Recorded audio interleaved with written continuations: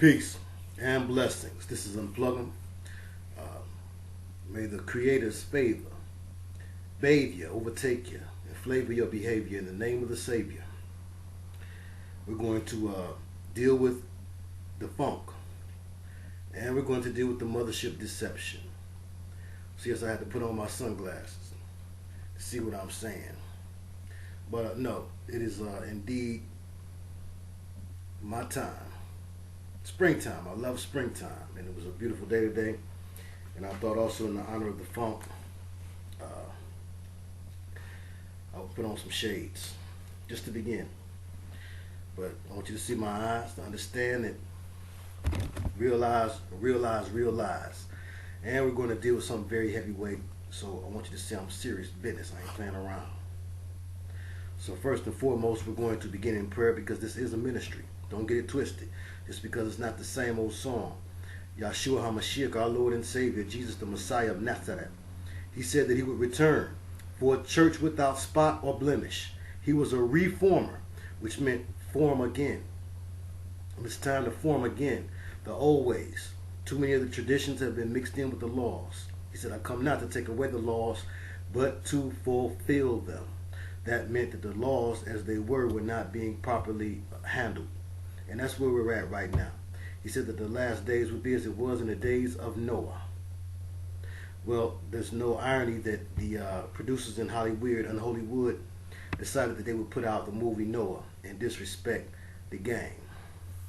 So we're going to show you we ain't playing no games. And we're going to go down through some things. And at the end, I'm going to name some names and give some great shout outs out there to those who've been very supportive of this ministry in more ways than one. Lots of ways you can support the ministry. I need help. I need people that will help to show me how to do things I don't know how to do. I'm not so savvy with this computer thing. I know how to heavyweight jam as far as the knowledge game goes, but I'm no computer expert. I'm not even good at some basic things like getting PayPal accounts set up. I also would like to know how would y'all feel about doing some things to generate some revenue in the ministry. Every ministry needs that. And, we all need to be on the same accord about this because you have helped to bring this thing to be what it is today by the will of the Most High, might I say.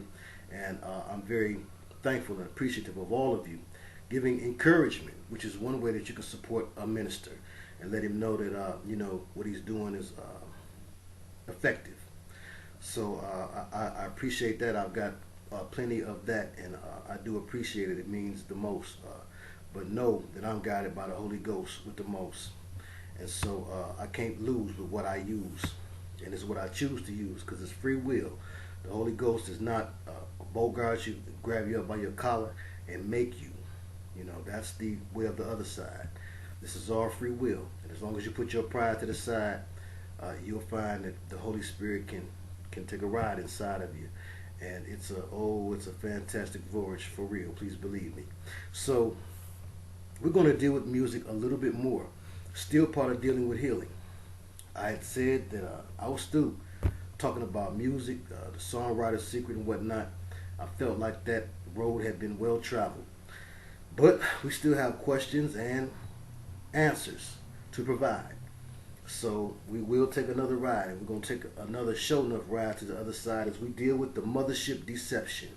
Not only will we look at George Clinton and Parliament Funkadelic and the contribution that they made to music and to musical philosophy, and that they made to science fiction and the philosophies behind that. We're going to expose some other things that was going on in the music business in places that haven't been quite so scrutinized as they need to be in these last days and times. Jesus said that nothing would be hidden except that it shall be revealed. All things that are in the darkness must indeed come to the light. And guess what? According to Jeremiah 33:3, we can find out all things through the Holy Ghost. So ain't no more of that. My favorite thing to try to do is to reveal a matter. It is written, it is the glory of God to conceal a matter and the glory of kings to reveal it. And I love to reveal new things. So no disrespect to those who have had requests, because this is a request to some degree. Big shout out to Pudge from Milwaukee But this was something that was near and dear to me and to my heart, because Parliament Funkadelic the P was my favorite group that recorded all of the hot songs in the D. And so it was very essential in my own healing and in breaking of certain bonds that I still had to music, to be sure that I could bring this lesson and drop this lesson in a fair and unbiased way. And so we got to look at the P. And so we will. We're going to look at the P. Whew, have mercy. Now, a lot of people are aware of George Clinton and Parliament Funkadelic, and they are, I would say, as a hip-hop producer for many years, who dug in many a crate and who had lots of fellowship with some of the greats, DJ Dez, who was a close contemporary of Dilla, and I heard a lot of things. I heard a lot of beats before they became what you'd find on donuts and different things of that nature. Dilla was an intimate part of the Detroit underground circle, and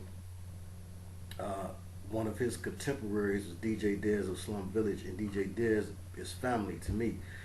Dilla and I wasn't like that, but you know, we knew of each other, we had respect for each other, and he told me that he was very impressed with my music. He said that to me, man, the man one-on-one outside the hip-hop shop.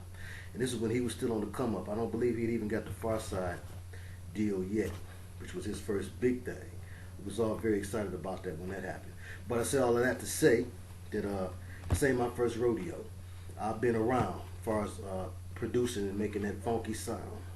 And just to show and prove that, I did drop a couple of things here on YouTube just so people can see, you know, you can't talk about something that you don't really know about. And I know about it.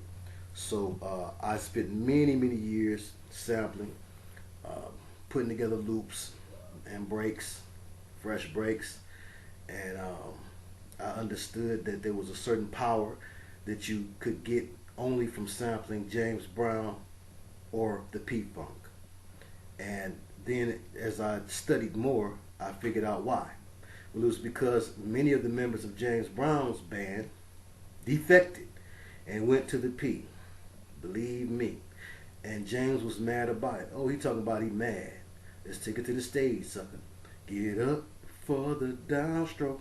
On that song, they are referring to the little rift that caused.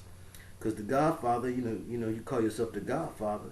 It ain't because you taking care of somebody else's child so much as because you were making some relationship to being gangster. And James Brown was known for being tough on folks. Let's just say that Tammy Terrell, when she was going with him, yes, she went with him, she had a history of being with abusive men.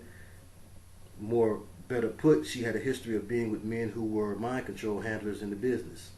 And that form of mind control could come in the form of pimping at that time period. And yes, we're going to do something on pimping, on the simping of pimping, and on all of those jive brothers who try to step your mind off in that area without telling you the whole of the game, without telling you the 720 of the thing.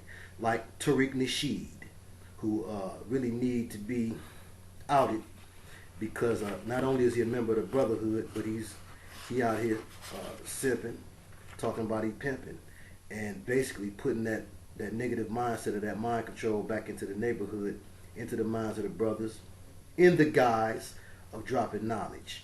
And you know, a lot of people have seen Hidden Colors, and it's a way to dull us and a way to endear himself to the conscious community while still putting a form of mind control down, kind of like Shahrazad Ali did. And ironically, she was on the Hidden Colors with him. The whole crew on there was suspect, now knowing what we know about the Boule and the different levels of Boule. There's a level of Boule that is used to pump up the racial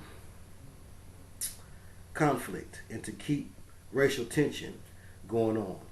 And I've still got another couple of joints I want to drop on that. Maybe I'll save that for Sister Lois and Brother James' iRock radio show next week, I believe.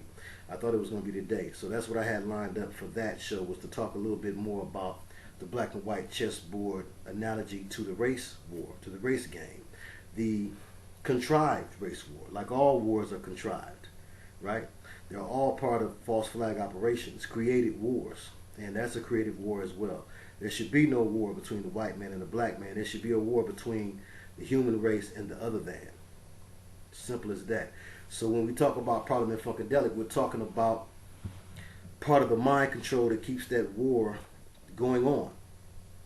And it keeps a fascination with your enemy by disguising them as heroes and ancestors and of something to look up to. Science fiction, you see. The whole move of science fiction to cause demons to look like aliens. And George Clinton and Parliament Funkadelic were used to play a part in that. Now let's just say this, and then we're going to pray. We're going to say this. And then believe me, we finna get into this heavyweight jam real good for the great I am. Real good. Real hood. Dealing with healing. Always remember, when dealing with healing, we're talking victims who were victimized by the father of lies. Then and now. Back then, i.e. Teddy Pendergrass, P-Funk, Gap Band even, etc. People knew less about the enemy's deception via secret societies. Today, there must be more accountability because more info is available. Yet, grace and mercy still abound. John 15:6. Mercy triumphs over judgment. Jesus over the rigid misinterpretation of law. So let's look at John 15:6. And then one of my new favorites, Jeremiah 1:10. I got it together. Don't worry about me. Don't worry. John 15:6 and then Jeremiah. We're going to start everyone with Jeremiah because we're going to go from heavyweight jamming into throwing down. We're going to stop boxing and just throw down. Believe it. So John 15:6. Okay, check it out. Say that. If a man abide not in me, he is cast forth as a branch and is withered. And men gather them and cast them into the fire, and they are burned. But if ye abide in me, and my words abide in you, you shall ask what ye will, and it shall be done unto you. Herein is my Father glorified, that ye bear much fruit. So shall you be my disciples. As the Father hath loved me, so have I loved you. Continue you in my love. So we got to do all things in love, you know. One thing that really struck me about Pastor Joe Schimmel's exposés of rock and roll in the They Sold Their Souls for Rock and Roll series was his love. He wasn't persecuting the brothers like I would have. And when I say the brothers, I mean the brothers who were doing the rock and roll and who got lost in that deception and that mind control. He was really having a heart for them and doing it out of love. He was really ministering to us to minister to them and to pray for them and to pray that they come out of those deceptions. Well, when I find out about these things and I find out about these brothers and whatnot, I call them butt burglars and all kinds of mess. And you know, I'm still a work in progress. I don't play no games. I don't even play lottery. But I'm still have fun when it's all said and done. But you know, you gotta also remember that grace and mercy abound forever when we're dealing with the Most High. So, you know, there is a time to chastise and signify. And believe it. And I will be ready for that time.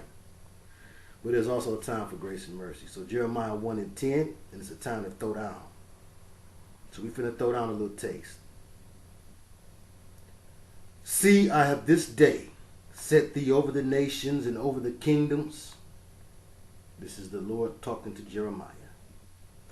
See, I have this day set thee over the nations and over the kingdoms. To do what? To root out and to pull down and to destroy and to throw down, to build and to plant. So we finna throw down, please believe it, from Motown. All around. We're going to get all around from coast to coast for the Holy Ghost with the most. So we're going to talk a little bit about The demons that come from other dimensions, demons in. See that? Remember your vowels. Your vowels are to throw you off. They're nothing but really the same variation of one sound, the different sounds that the A can make. But just change them around. Look at the hard letters, the consonants. The same word as demon, Zion, dimension, an unholy place of demons. And so we're talking about beings that do not come from outer space, but they do ride unfunky UFOs. And please believe me, these unfunky UFOs ain't nothing but their chariots. So we're going to reveal that when the fallen angels brought down technology here, they brought down something that came from their dimension. And they brought it into this one. Now there's nothing that was created by the unclean being. Nothing that was created by Lucifer. Nothing. Not music. Not spaceships. Okay, so when the Most High allows for the fallen ones to bring down what they brought down, guess what they brought down? Things that were already created in the heavens. Because they cannot create. All they can do is manipulate. Man-ip. Like man-ip. You finna kick butt like man-ip. Ip man. Believe it. But they can just manipulate. They can take the things that are of creation, and they can contort them, and they can adjust them, they can blend them, and they can spin them, but they cannot create them. So we have to keep that in mind as well. Okay, so when we're talking about music, when we're talking about technology, we're talking about something that was indeed allowed because it came from the Most High. Otherwise, he would not have allowed it. So he allowed for a thing to be brought down here because he knew that mankind, by his guidance, by the Holy Spirit guidance, would be able to use these things for good as well as for the intended evil that the fallen ones brought them down here to do. And so we know of the evil that men do and the evil that men cause their machines to do. Like the thought transference technology, as soon as I said that. And I mean, I thought about, okay, when I said that the men cause their machines to do, I thought, where's my phone? And at that second, it blinked off and on, just showing and proving. You know it does this when you cut it on. My hands wasn't over there. I'm alone in this room. These things have thought. These things have thought transference technology built into them. But even greater than that, we're talking about spirits in the machine for real. This particular phone, and it's janky, I got it held together with tape because my little outside case busted. I dropped it somewhere. But,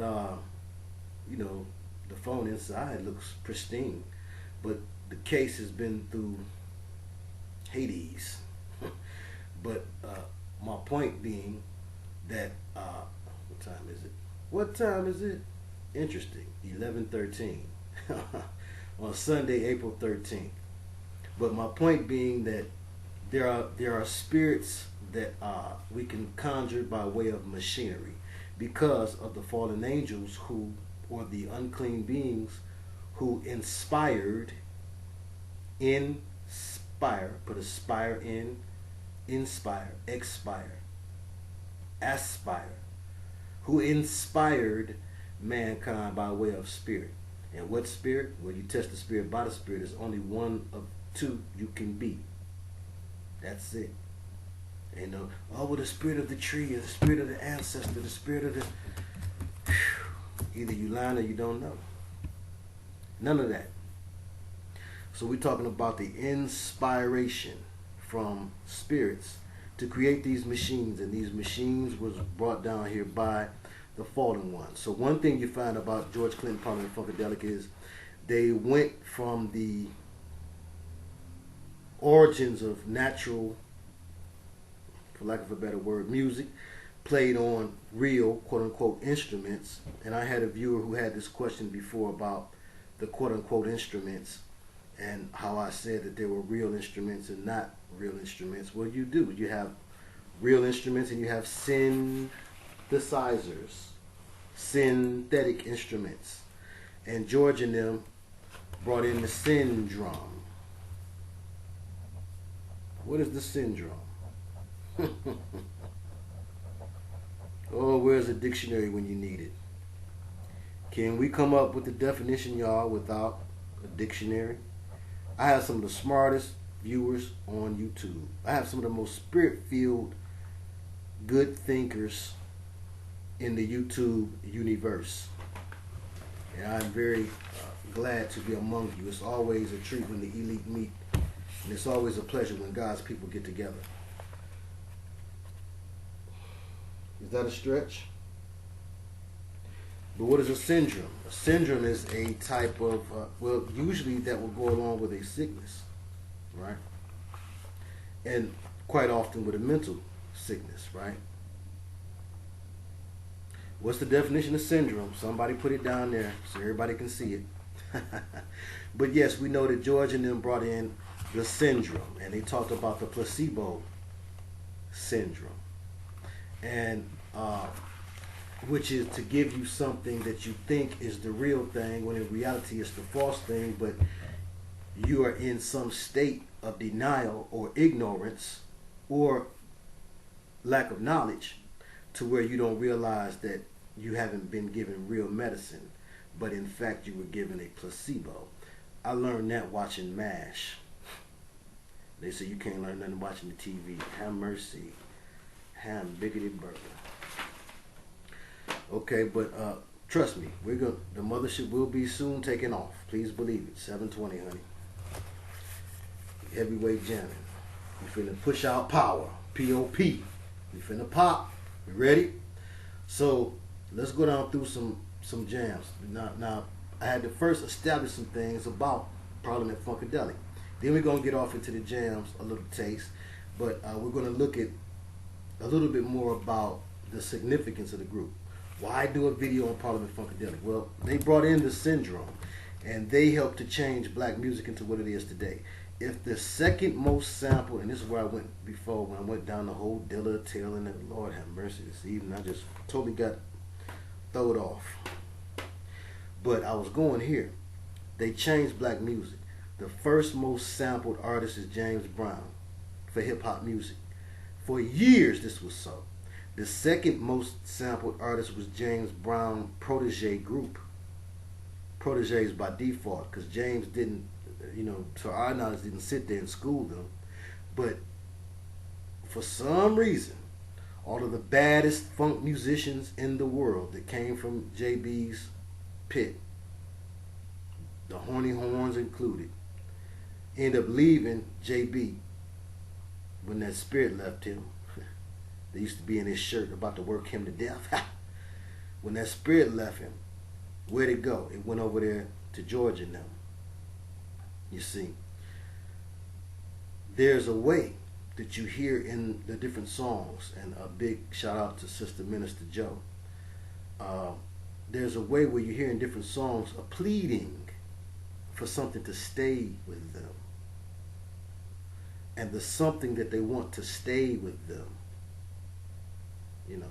that many of them want to stay with them. Some of them say it seems to hang on like a snowball rolling down a hill. Look behind me, is there still? Some of them have a problem with it hanging on. But there's a thing that they want to stay with them. Just stay. A little wild child. But it won't stay, because it has other business. It'll use and abuse you and use you up. When you're no longer a proper vessel for that thing to stay in, guess what? It's going to go hopping around the town looking for another fancy clown. Believe that. But we ain't going to play. I don't play for UNLV. I don't play for nobody. Believe it. So what did it do? It left James Brown and crew. It left him probably because, now one thing, it needs youth, and it needs clarity, and it needs talent. That's why it's the talented that they persuade to do the conjuring thing, to get into the business. The business don't just sign bums and give them the spirit So the spirit ain't doing all of the work now, is it? For some reason, the business likes to reach into the church. The business will even reach into the streets if that's where they can find the most talented peeps. And they'll pull these individuals in. Then, match them up with a guide, a spiritual guide, who's already connected to the secret society. See Sting and the police is wrapped around your finger. Watch the video. And then they will allow for that individual to get in contact with a spirit being or a silver shadow, like Atlantic Star sang. And then that silver shadow will inhabit the individual. It will use and abuse them till they leave. Because it's got another trick up its sleeve. It needs somebody else. It's done with you. Once it's used and abused you, it can't do nothing else with you. It needs another vessel. And it will move on to another vessel who may be better qualified to do whatever work that spirit being is attempting to try to do toward the great work of establishing the kingdom of Lucifer. And everybody plays their part. Everybody is a star and has their own particular portion of the shine, so that they can help to dominate the mind and cause you and I to remain blind for a time, so that they can bring in this Luciferian energy. And they will do it by way of hook or crook.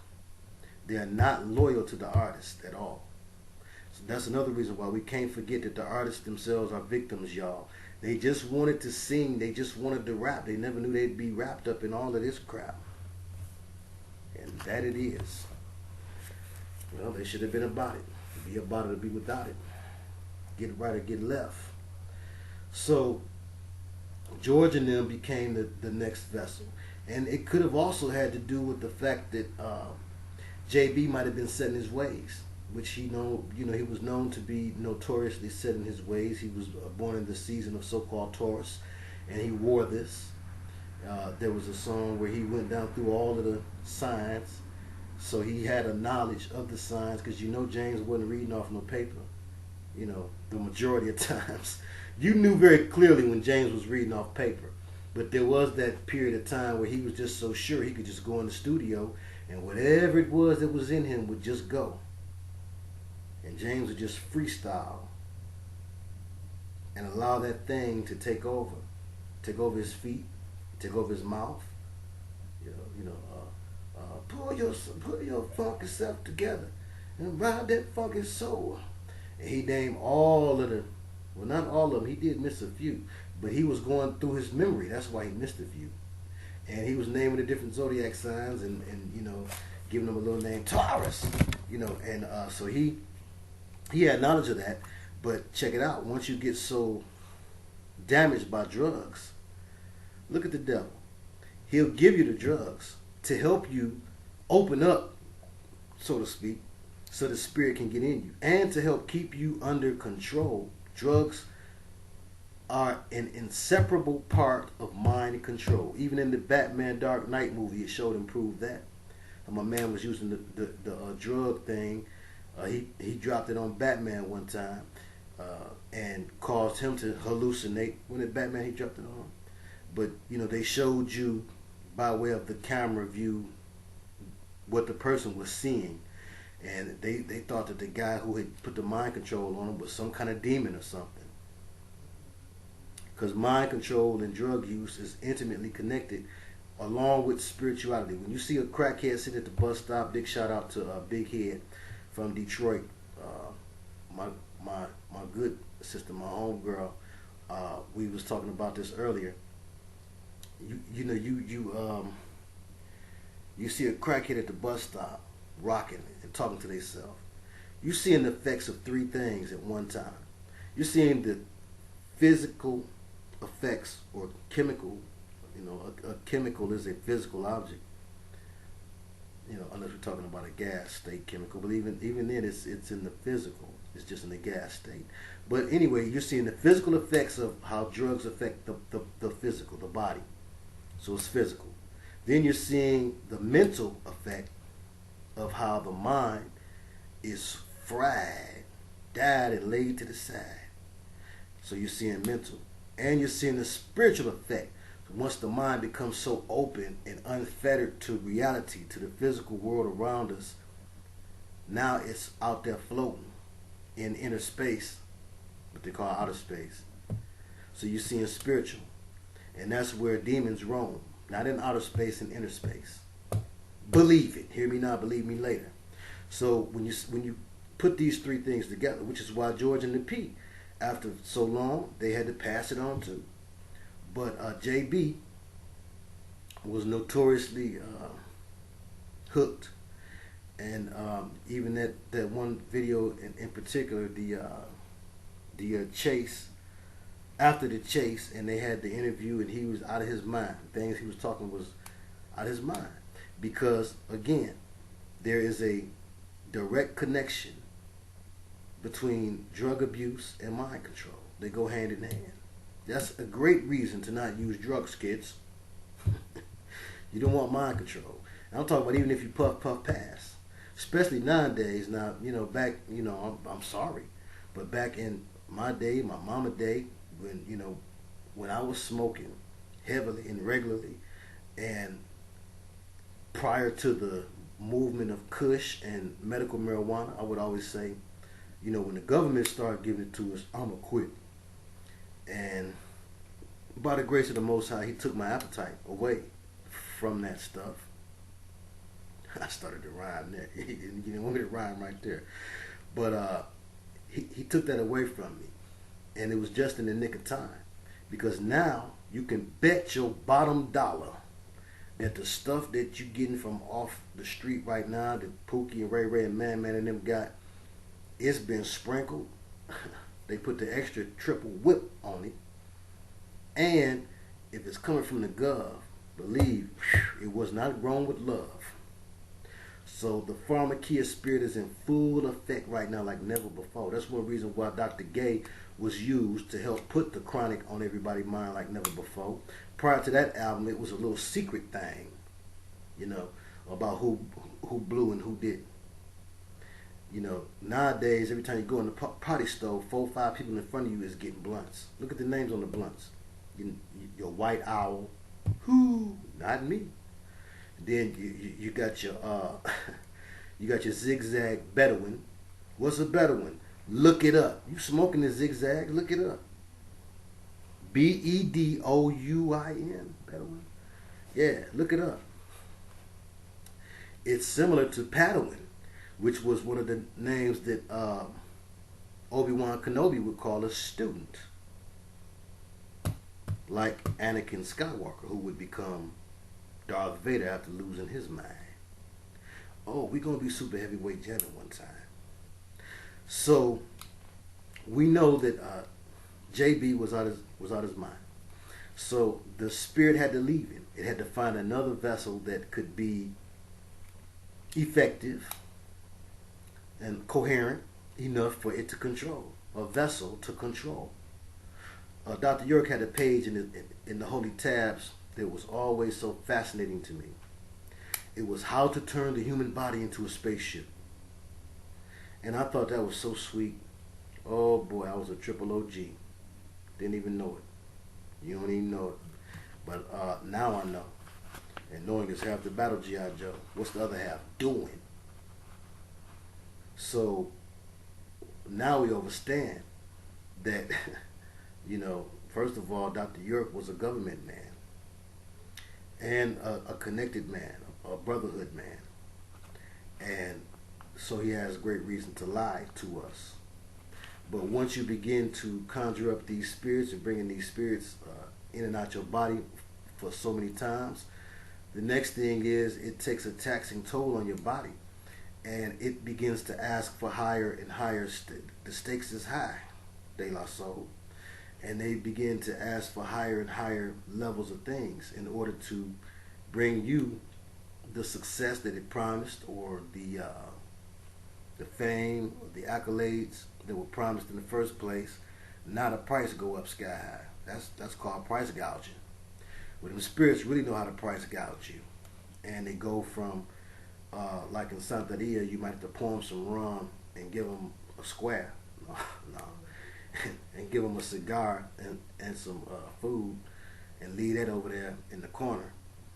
Well, the more you want, the more you got to give.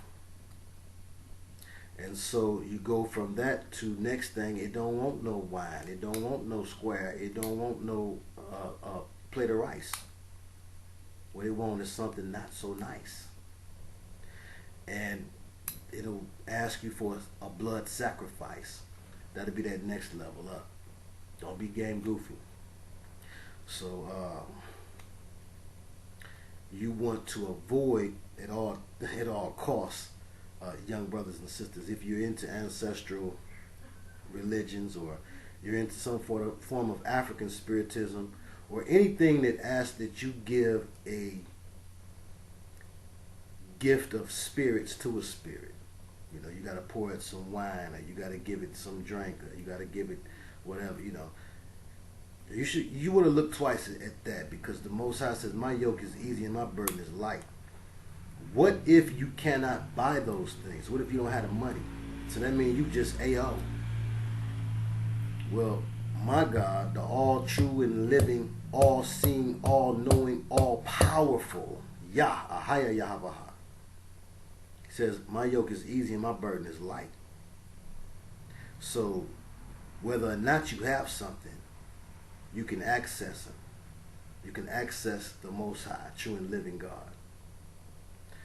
But I did get started here without prayer. So now that we've established how things move from James Brown to George Clinton on the spiritual level, there's lots of books written. I'm not going to go over that. That's already archived. This is a new thing. He says, sing unto me a new song. So I'm trying to bring in the coupling pieces, if you will, to tie it all together. But let's just ask right now, as we go deeper into the P, the funk, you and me, we need to be covered up in the place to be. So we're going to be covered right now. We just touch and agree. Heavenly Father, we want to thank you right now for allowing us all to come together as one, the temple. Heavenly Father, we thank you for a temple of the true Yahshua, which you have assembled. Heavenly Father, I thank you for each and every viewer. Heavenly Father, I ask that you just step into their lives, Father, meet every need. Father, I ask first and foremost that you forgive us all for our sins and our trespasses, because we know we're imperfect creatures, but works in progress indeed. And we can be perfect, even as the Lord Yahshua HaMashiach, Jesus the Nazareth, himself was perfect. We aspire toward that perfection. Father, let us be able to take chastisement and correction from you, for the Lord loveth whom he chastises. Father, order our every step, the feelings of our heart, the works of our hands, the thoughts of our mind, the sayings of our mouth, to be in alignment with your will. Let your will be done, Father, as if I have none, Father. Heavenly Father, let me look to you, Father, for all guidance. You move my mouth and you bring forth the words, Father. Let them see none of me and let them see all you. In the mighty name of Yahshua HaMashiach, we touch and agree, and that's all we have to do. In his name, in Jesus' name, we call it done. All right, so we're going to go forth on a fantastic voyage for real. More than a trip. Okay, the Boule encourages pro-blackness as long as it's coupled with anti-whiteness.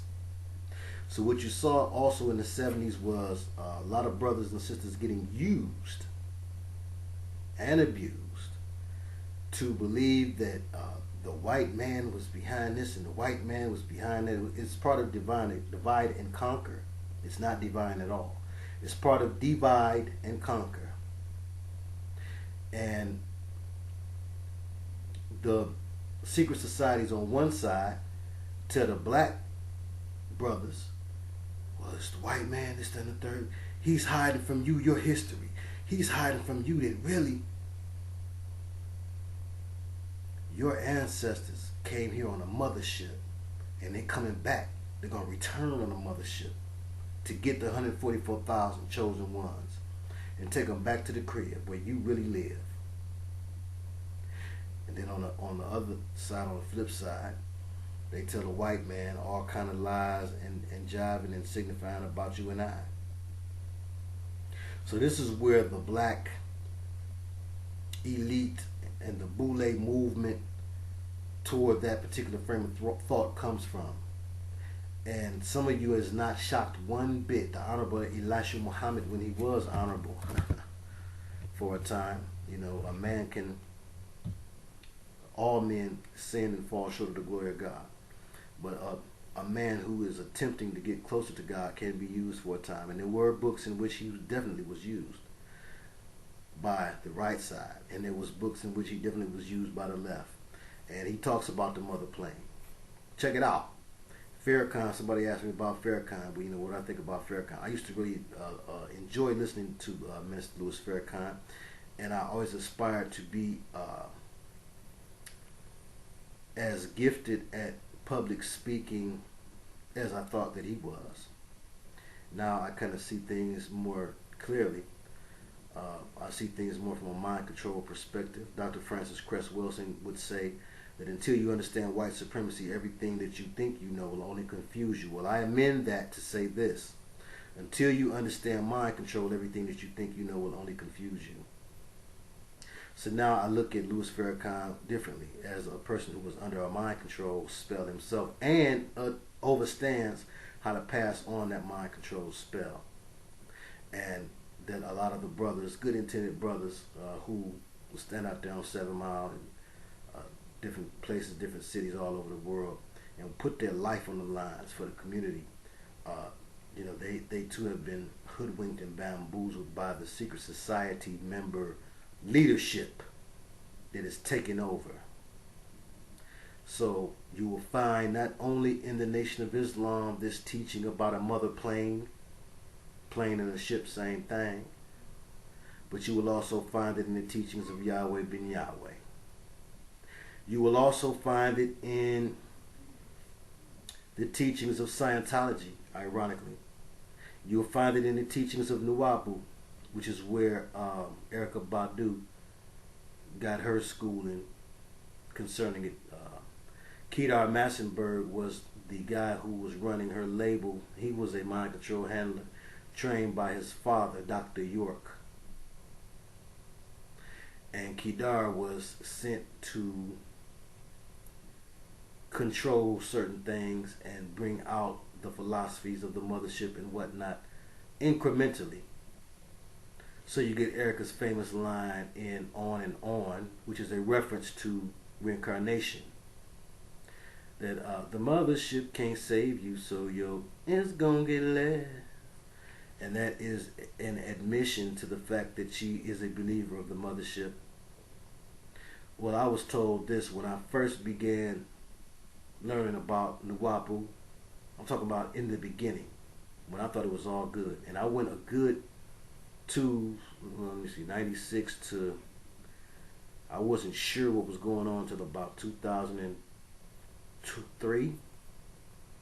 So that's about 7 years. It took 7 years for me to complete my journey and be shown by the Most High. The only way that I could have been shown that was by the Most High.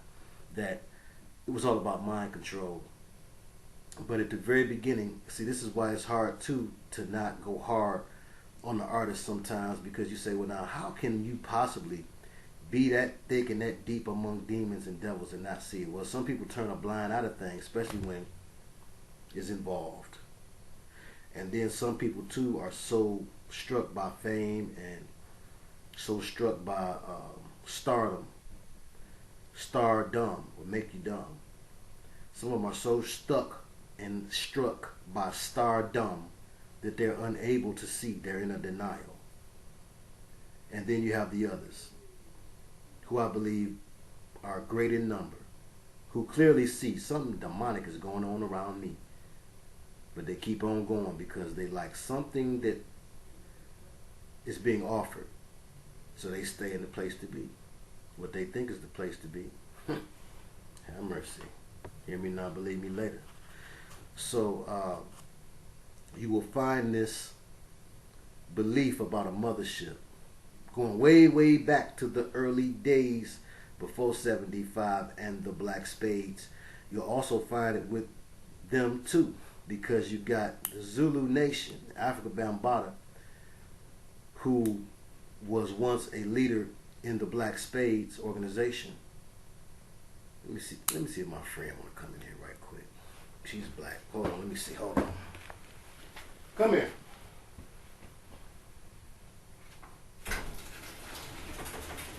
Come on, Princess.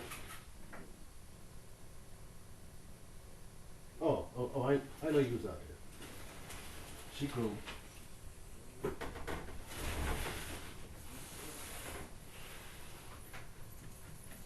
You come holler at me for a minute?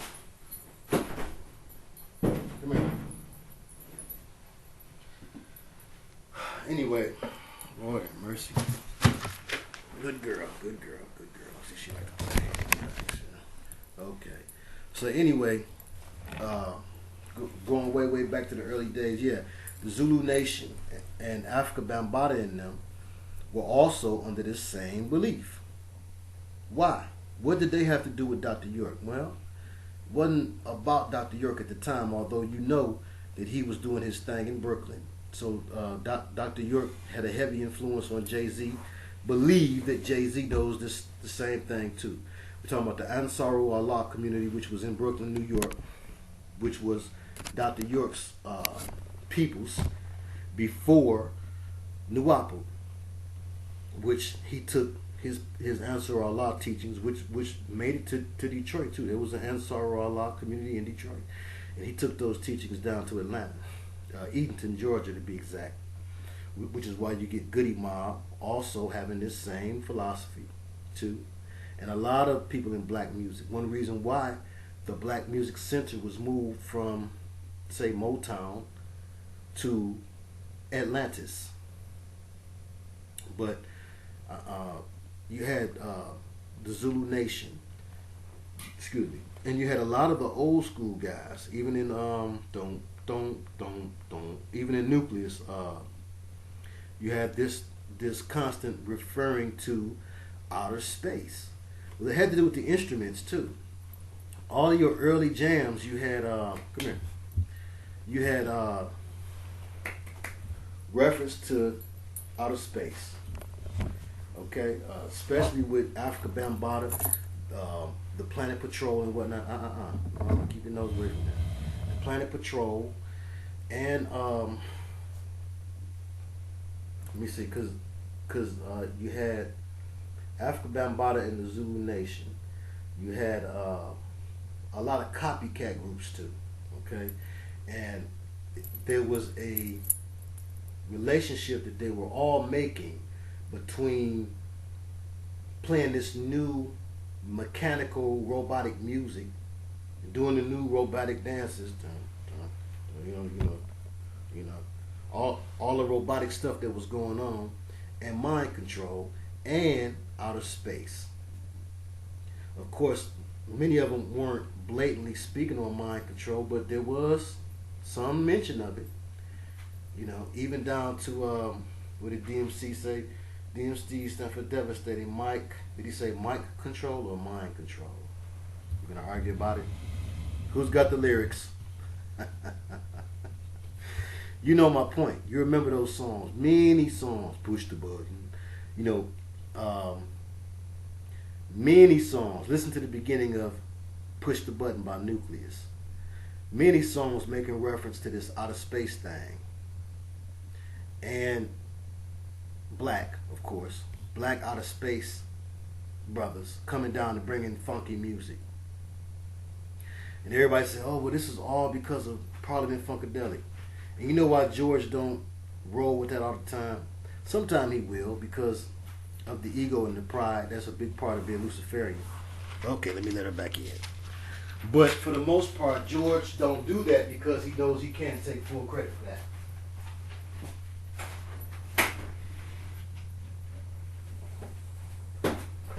George is full aware that all he did was take the black Boule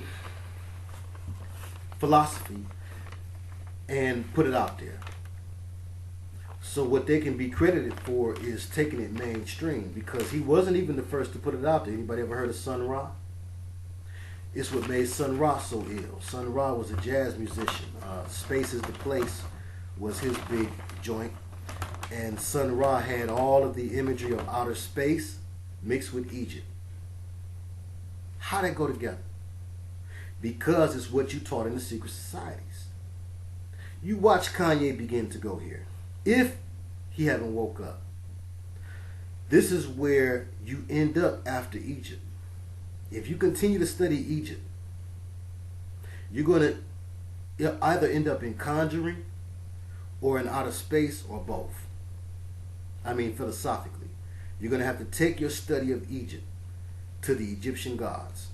So then you're going to wonder, well, how do I get in contact with these deities, with the Netheru? Through Mother Nature, the natural Netheru. And you're going to seek how to use things in chemistry, chemistry, alchemy, to figure out how to conjure these things up. You need some gold, you need some this, and you need some that. You know, we're not going to really talk about spirits and whatnot right now. But you're going to find that chemistry, alchemy, and magic will all go hand in hand at the end of the day, and that you will be led to outer space. You will be led to a study of outer space by following the breadcrumbs that will be left by the Boule. The secret society, the black secret societies in particular, they teach this. Okay? Now, think of how many white men would have a problem with being taught this in their secret society. So it's not exactly what's taught there. It's the black and white chessboard. You see? They're taught something else. Okay? But at the end, at the end of the day, a person who is following certain breadcrumbs, they're both going to end up in the same place. They're going to end up in Egypt. And it's going to end up being who's claiming Egypt. It's getting harder and harder to say that Egypt is a white thing. So they're going to begin to admit things that they never admitted before. Ironically, as it comes to the floor, that what they was doing in Egypt wasn't all that great to get all of that greatness.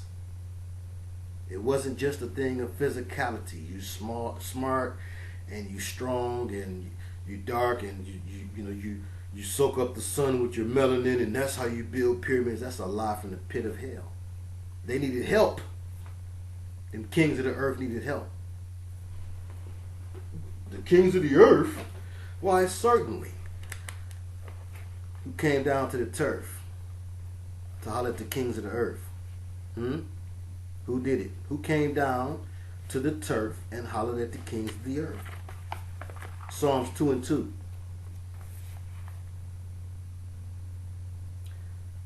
Psalms 2 and 1. Then 2 and 2. Why do the heathen rage and the people imagine a vain thing? So the people in their imagination is seeing something that ain't real. Talk about problem and funkadelic. The kings of the earth set themselves, and the rulers take counsel together against the Lord and against his anointed, saying, let us break their bands asunder and cast away their cords from us. Population control. Let's get rid of them. Run it back.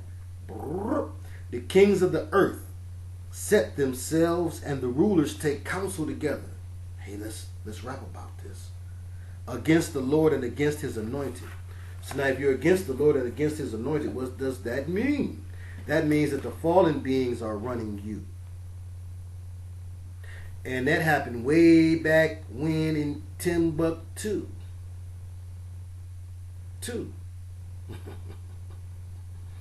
So when you see on the temple of Hathor, you see the snake beings, don't keep hit me with the same thing again until you can bust that up. When you see them snake beings kicking it with the kings, put two and two together. Boy, I'm telling you, I'm not the dullest bulb in the lamp. Believe that, champ.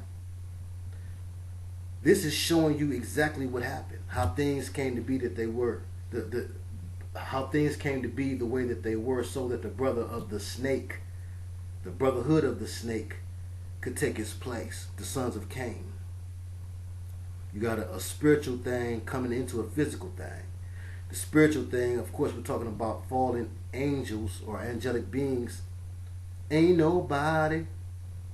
ODB said in the interview where Method Man was sitting there holding out next to him, dropping his head, he said, we call it the land of nobody, where there ain't no bodies. So they conjure up these beings from the land of nobody, which is just from other dimensions. They need a body to get in. At that time, the body that they got in was the most warlike, racially conscious, competitive, fierce being on the planet, and that's not the white man. Stop giving the credit where it's not due. That was the man that was other than man. It's one race against the other. Human race against other. So they hopped off in those beings. And yes, those beings began to figure out things and ways to genetically manipulate. Well, we can't just simply procreate, but we can mix this that we got with that, and it's been hybrids ever since. This is how things came to be. Stop believing that other mess, or we're going to battle. And I'm ready for you. We're going to get it on because we don't get along. Believe it. Have mercy. Don't start, there won't be none. Hear me now, believe me later. Come out the trick bag. Come out of it. Please believe it. So the spirit beings got inside these other things.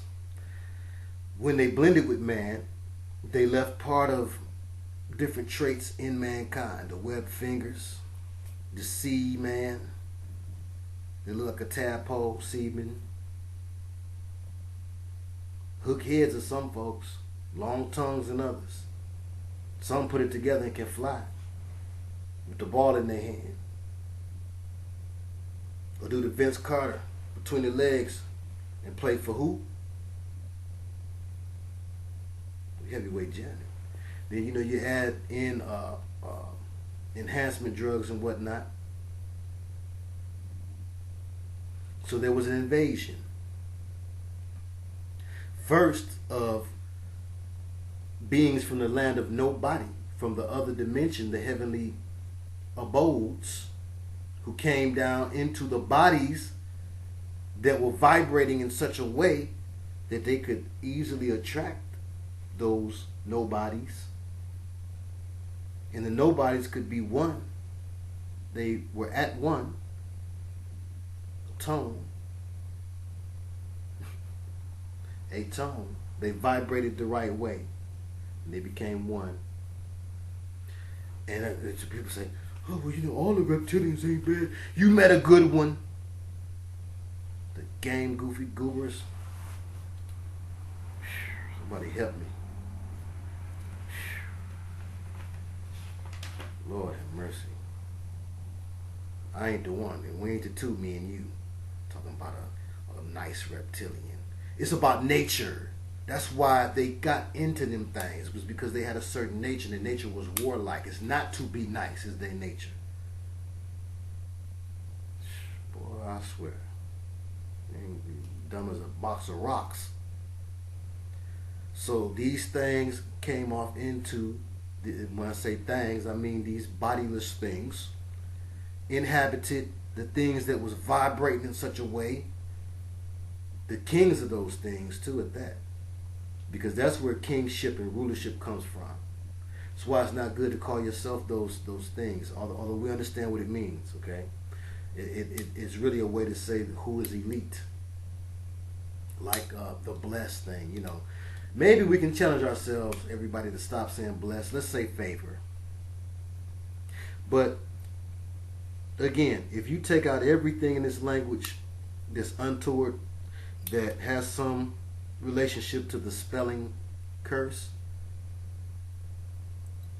we ain't gonna do too much talking, me and you. We're gonna have to be mind melded. And I'm not ready for that, and I don't think you are either. But for conversation's sake, you know, we overstand. We're gonna take the power out of it. Like people think they can do with the N-word. Simple silence. Or ye simple ones.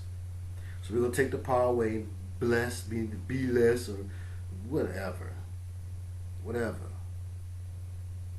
Don't say sword no more then. Don't say sacred no more then. Don't say emotion no more then. Do you understand what I'm saying to you?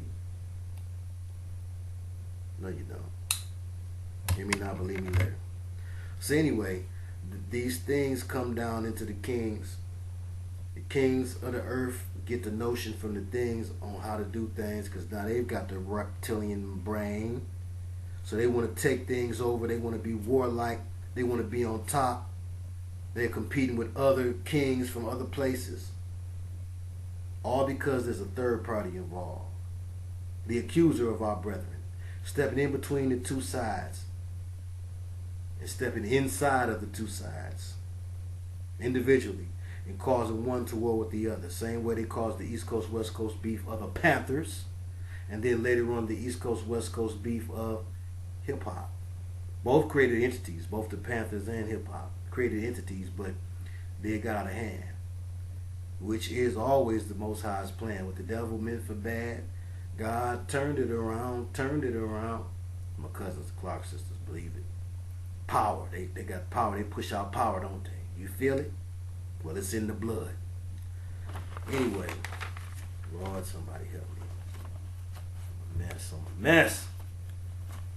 Shazbot. So, you had these things getting off into the Kangs, and the Kangs, of course, giving over their brains. And this is why you would see the Uraeus on top of the pharaonic headdress to show and prove that, hey, we get our knowledge. What you call your third eye, baby, baby, baby, look to the sky. Look to the sky for the third eye. Why? Because again, they manifest from out of thin air. But up there. So you assume that they come from the moon, or they come from the heavens. Not that they can't set up shop on another heavenly body. But they're traveling dimensionally. They need a ship to do it. A ship is one word, a chariot is another. For the same thing, a vessel. So all you are, you're a vessel. They need a vessel to operate in. So, now that we've painted that picture, and I ain't even touched my paper. Now let's go down through this paper, and I'm just going to read it. Doing too much. So, Unfunky UFO. Stupid me, he started off singing. Glenn Goins, who was the sacrifice for Parliament Funkadelic. Believe it. Glenn Goins, also who sang the Swing Down, I Wanna Ride, the Dr. Gay sample. Who also would know this Boule secret, because he's a Boule butt-burgling buddy. He's a triple OB. An original.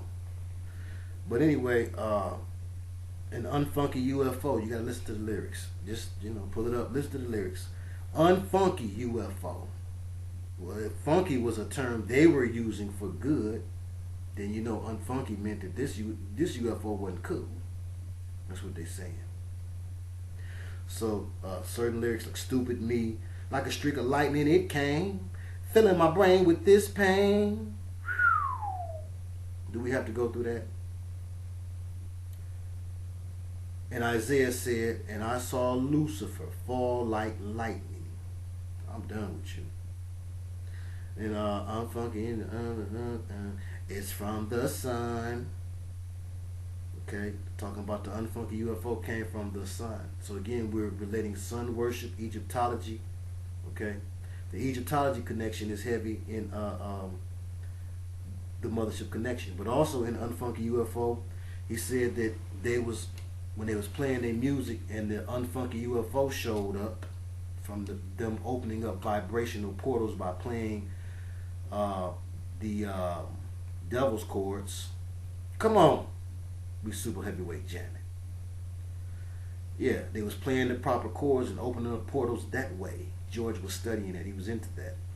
Pedro Bell, the artist that drew all the creepy, and I mean those are some creepy pieces of artwork because you can feel the vibration that they were inspired by demons.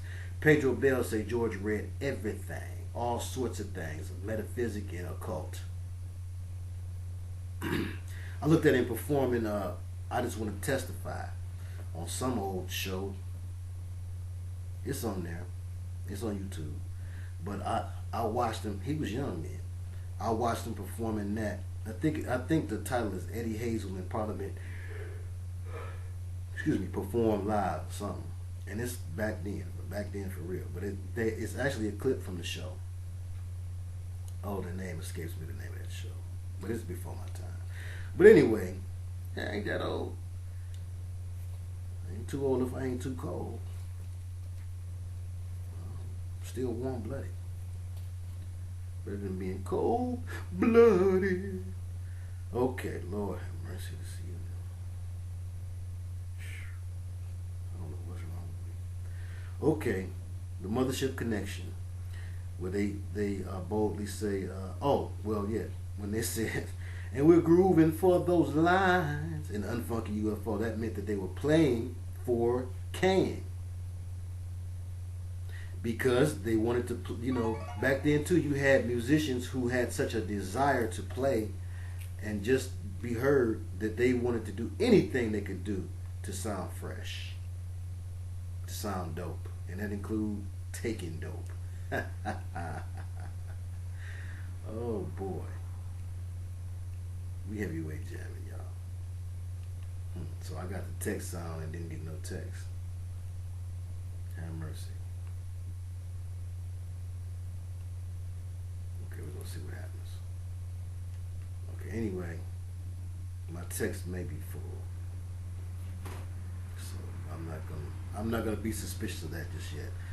But we finna get off into it, so ain't no telling. It might blink on and off and fly up off the table now.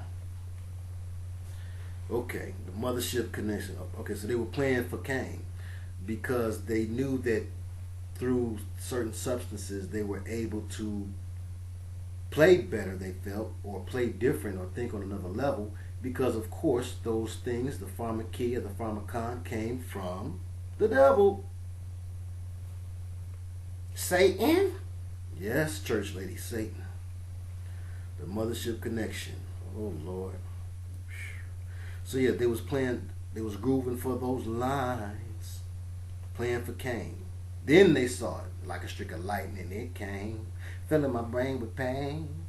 Okay, Mothership connection. They started off saying we return to reclaim the pyramids. They were singing as the fallen, like we showed examples in the songwriter's secret of people singing as Lucifer himself. Like in I'll Be Watching You is a good example by the Police. Okay.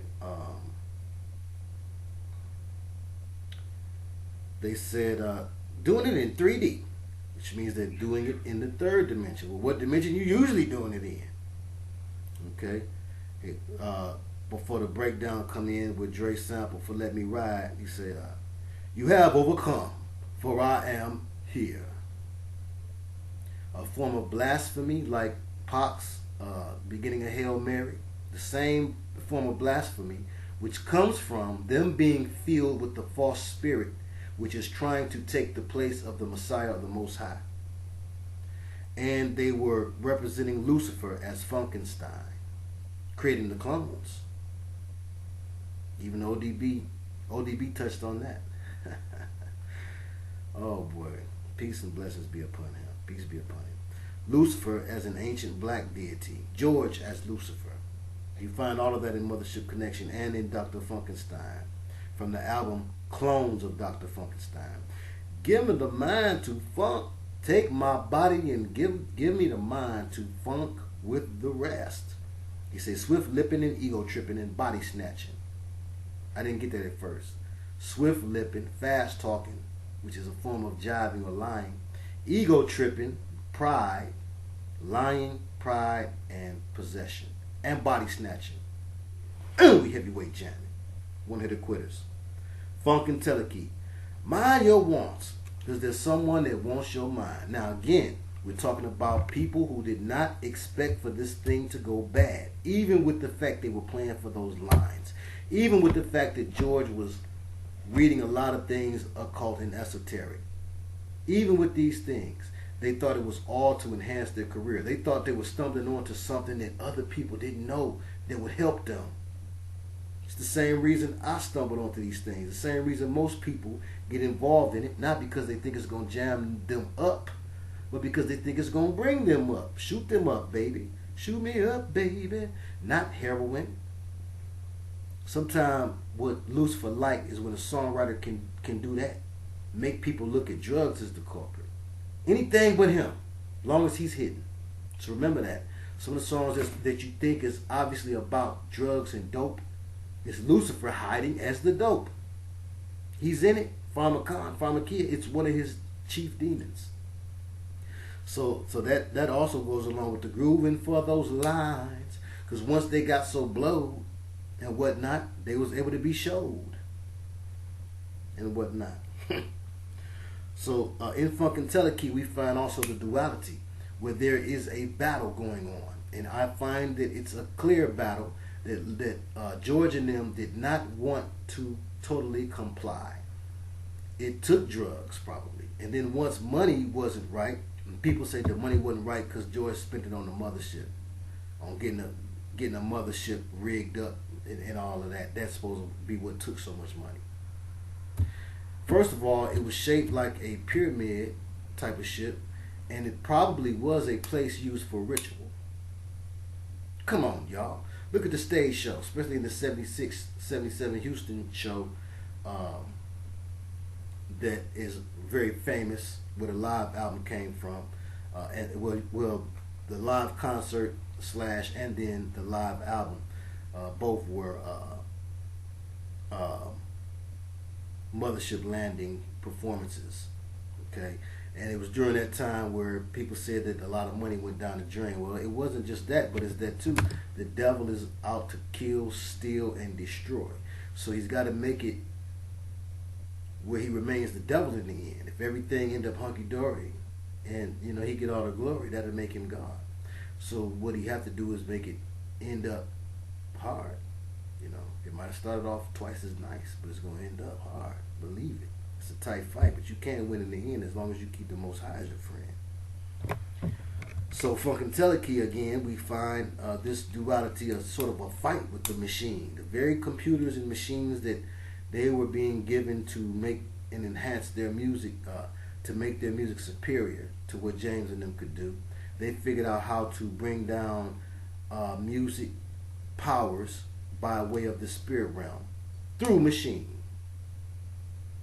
Donny Hathaway claims the day that he jumped out the window 13 stories, he told James M. Toomey from the group M. Toomey that made Juicy that Biggie sampled for his big hit. He told James M. Toomey and other people in the session that, hey man, these white folks, and again, was he guided by the black Boule, by the black leg of the Masons, by the Masons? That was a Freudian slip because I was about to say, by the elk or the Shriners? Was he guided to believe that, well, hey, these white folks is who's doing this? When in reality, the devil will use whom he can use. And because racism was the mind control that they were putting over people by and large during the civil rights quote-unquote era, it was easy for them to easy for Lucifer to avoid getting the blame, because Donny Hathaway was a spiritual, God-fearing man, and point at white folks. Lucifer step out the way. So see, it's them. Lucifer know the whole time he's puppeteering the people that's running the business. And at the time, part of the racism game was to keep black folks from running things that they had perfectly good knowledge and ability to run. And so he used one end against the other. He burned the candle at both ends. He used one side against the other, and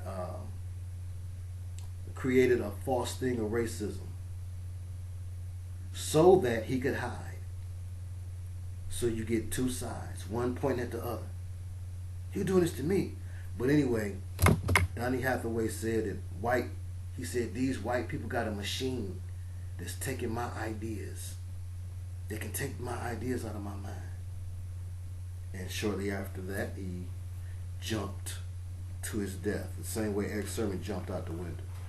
The same way Big Red was about to help my man jump out the window in 5 Heartbeats. That was put in that movie for a purpose. Oh, believe it. Oh, please believe it. So in Funkadelic, you have my 2 favorite lines, but just listen to it. Mind your wants, because there's someone that wants your mind. And fasten your safety belts, or I'll take you face to face with the nosiest computer I know. Why never? Was he talking about the beast machine? Was he talking about the way the computers would be able to track us all before time? And why was he saying that? See, when you get to freestyling, things come out. The aqua boogie, the water demon or reptilian. A boogie is a demon, B-O-G-I-E, is where you get it from. That's why kids was originally scared of the boogeyman. I got a whole video on it. You want to hear it? There you go.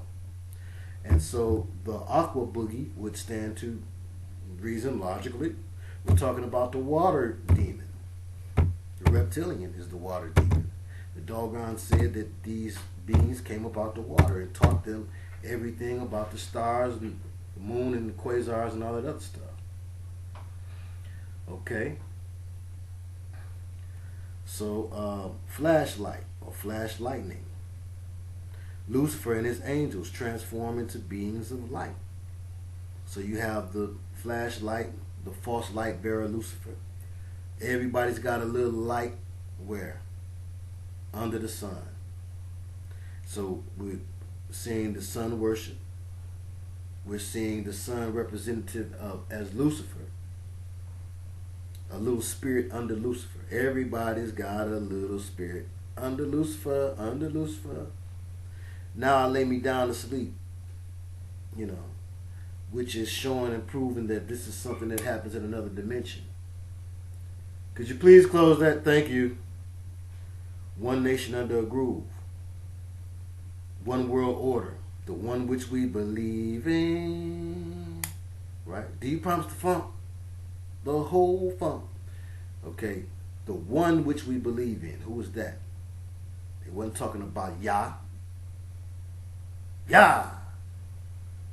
Shut up. And then, of course, do you promise the funk? The whole funk. What that mean? The whole truth. Do you promise to tell the truth? The whole truth, nothing but the truth? That came from court. What they say in court? Well, they replaced the truth with the funk.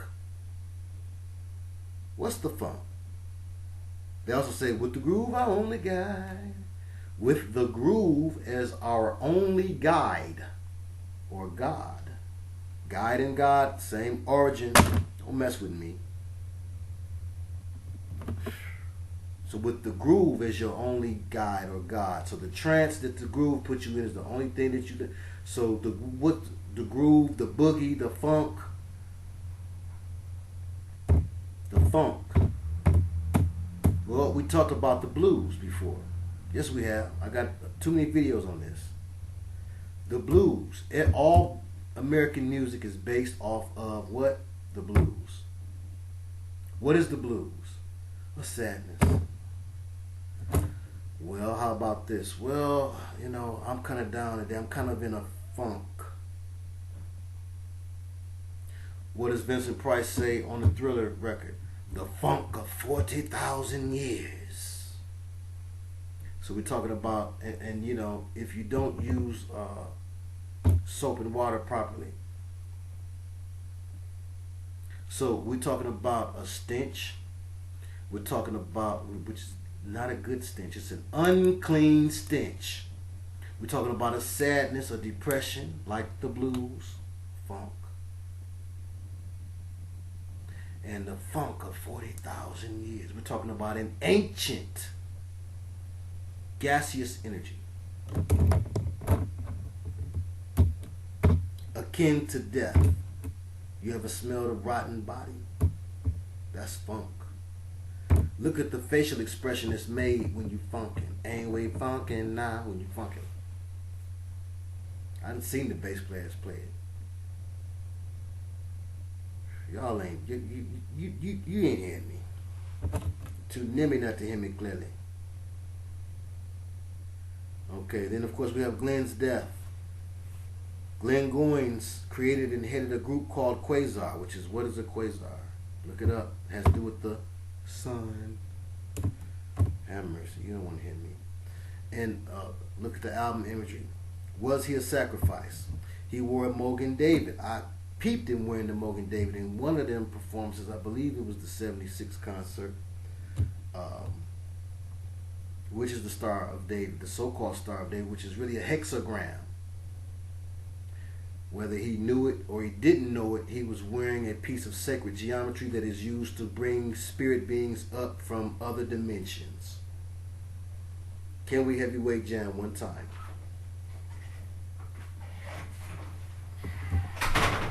Okay, thank you. Okay. Okay, thank you. I will. Just pull that close for me. All right. Okie dokie. Now I watched. Now also, along with the Mogan David, he also sang the. If you see my mother, tell her I'm all right. I'm just funking around for fun. So he was giving his mother in that song some idea that, Ma, you raised me up in church. Because it was obvious in his voice. And I read up on it. He was. His mother was a religious woman. Well, Ma, you raised me up in church. He said, raise up a child in the way he shall go. It shall not depart. And when they said it, it broke my heart. Oh, no, it touched my heart, yeah. So that's Glenn Goins giving his mama props in that song, Funkin' for Fun, which is on the Funkin' album, yes. Or the Mothership Connection album. But on Funkin' for Fun, he makes that admission that, well, hey, I know some about some scripture. My mama raised me up. I want her to know I'm all right. I'm with this motley crew of dudes, but hey, I'm all right. So there was something still there connecting him to the Lord. And that's who they like to sacrifice. They want a clean sacrifice. They prefer, really, a pure sacrifice. The purest thing they can get in human body. Ain't nobody hearing me. Okay, Prince inducted them into the Hall of Fame. He signed George to Paisley Park Records. The Paisley pattern is a demonic pattern. The visual of Paisley.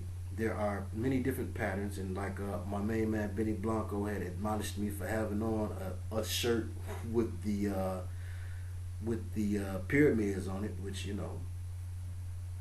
he was right. The sacred geometry, the different shapes are used as sigil magic, symbol magic, and they're on all kind of clothes though. That was where my issue was that I was like, man, I got 4 shirts, come on, at the time anyway. But yes, it's true. The Paisley pattern is one of the patterns that has been found to definitely be one of those sacred geometric shapes that was turned into something to put on clothes. Look now what they're putting on clothes. I'm going to show y'all something that we saw today at the mall. a shirt with the Ouija board on it. Yeah, Ouija board shirt, along with the skulls and the snakes and things that you find on a Christian Articular Christian or Ed Hardy clothes. I don't know. I don't know if y'all can handle me. Whether they get a load of me. Syncopation. They passed the torch to Prince to the electro-funk era. Parliament could funk without the electronic junk. Then, of course, Atomic Dog. After George left the group, showed he no longer needed the organic God. He made the atomic God by himself on an album called what? Computer Games. Oh, this is heavyweight funk. Put up your dukes. Okay, so from band to one-man band. That's what the 80s brought us. Really, Parliament Funkadelic marked a historic ending of the thing that had been trending and going on for so long. And they put the cap on it, really, with their last albums, where they were the last big group to cross over mainstream, to cross over from rock to funk and R&B and soul, and to use real instrumentation. When I say real instrumentation, I mean things that are made out of stuff that come from nature, not generated by a sound card on a machine. Don't mess with me, baby. Now, of course, a big song that they broke with, that they got known as a group and as a band with, when they were all playing instruments made of wood and metal, was I Just Want to Testify What Your Love Has Given to Me. So they just want to testify, which we know was a remake, but testify to who? Testify about whose love? Testify about Lucifer's love. The songwriter's secret personified. Glenn says in singing the Mothership Connection live performance, that famous one, he says, "There'll be no second coming." He was flowing. He let some things come out of his mouth. Now, that Mothership Connection live show in 1976 was done in Houston, Texas. Somebody said, duh. I'm sure there's another Houston, but no. I'm saying Texas because you think about Waco, Texas. You think about the Bushes from Texas. There's something geographically about Texas and the energy there, the Alamo. The energy that's there.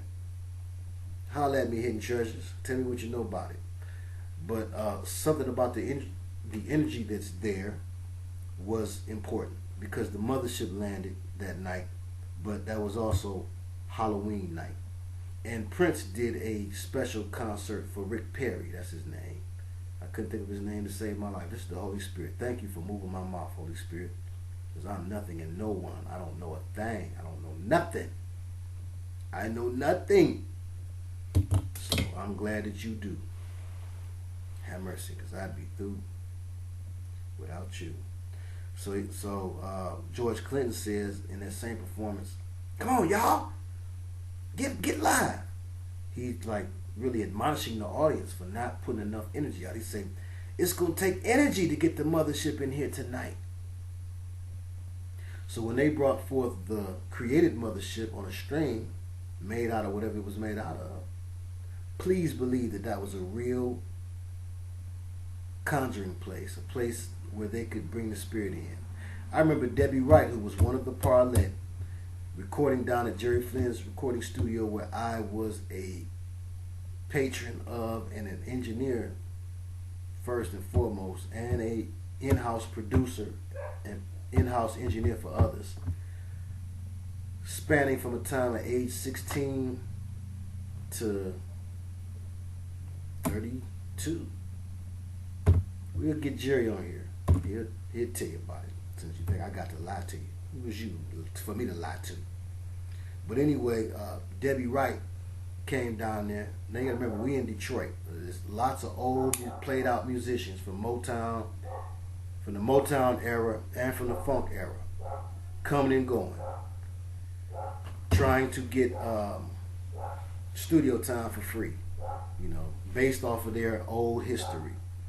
And Debbie Wright was one of those, and Flynn, like a lot of men from the D, in a certain age group, looked up to Parliament, and he knew who she was, and so he was letting her record for free.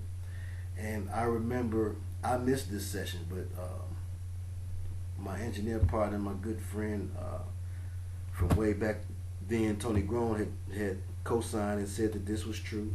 Of course, Jerry Flynn always talked about it too.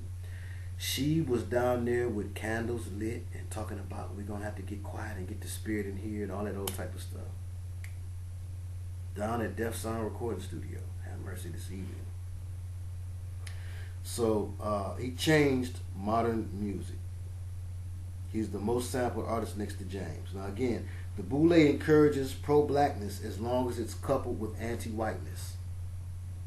So you find like Chocolate City and on different albums, you find this black pride arrogance. Why pride? Why is pride the word that's used there?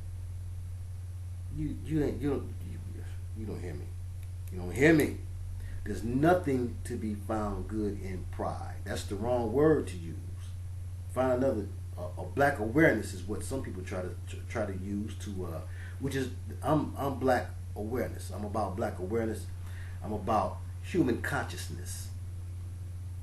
Every ethnicity has some knowledge about its origin. It's the origin of my story that's a mystery, and the origin of his story that becomes history. Well, guess what? We put the mystery with the history, and we get the real story. But somebody's separating the mystery from the history because they don't want it to be understood that it was the kings of the earth that wasn't all good, that helped to build the foundation for what we see today, the Illuminati and the American way. Babylon, Kemet, Egypt, Sumer. You don't hear me though. So he changed modern music. He took JB's musicians and spaced them out. Yeah. George and his royalties. We know the story. So is there really beef? Was there really an issue? George said, necessity is the mother of invention. Well, he took that quote and brought it back from, of course, one Luciferian to another. And he brought that quote back to say he didn't mind people sampling him. Well, neither do I. So he took James Brown's musicians and spaced them out. George and his royalties are notorious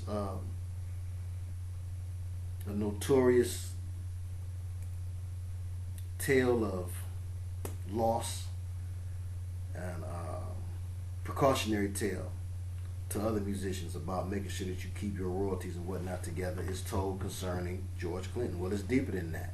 George was doing a government job and he get paid another way. Please believe he get a government check for being crazy too. 9 Mile in the Disc. There was a premier recording studio in Detroit called The Disc, and this was in the days where that's the only way you could get your demo done. Nowadays you don't need that stuff like you used to. But anyway, he would always hang out the disc, and I've seen pictures of George sitting on the floor with old machinery, sitting there looking at it and messing with it, because he was brought in when the machines were new. He was showed a lot of things about those machines. He understands some things about those machines. But I say all that to say, he looked like, if I didn't know who George Clinton was, I would think, who is this crazy bum man sitting on the floor playing with this old drum machine? But the people at the disc, of course, like Jerry Flynn would let Debbie Wright do, well, of course, it's George Clinton. So George Clinton would come in and, do his stuff and whatnot, and of course they let him. But he stayed very near to the disc. So I'm just illustrating that, how you end up. No royalties, 9 Mile, that's not far enough away from 8. That's how you see that. 8 Mile and under, you're going south, and that's more hood. 8 Mile ain't the most suburb-y place. the higher up in miles you go, the more suburban and proper it is. So he's just at 9 miles. You don't feel me? So other groups like the Barcades, look how they suffered. They suffered to where all but 2 members were killed. All but 1 was in the crash because there was a 7-person plane that they took, we're told, and 1 member could not book himself on that plane. You mean to tell me they couldn't fit that 1 man on there? No, he was told the secret.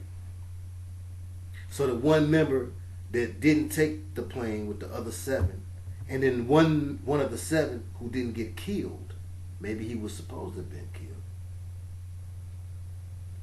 They get put together again and allowed to reconstruct the Barcades. So you got the old Barcades and the new Barcades. Well, the old Barcades knew something about Otis Redding's death. Because guess what? The Barcades was Otis Redding's band. You don't hear me. Listen to the lyrics for Shut the Funk Up.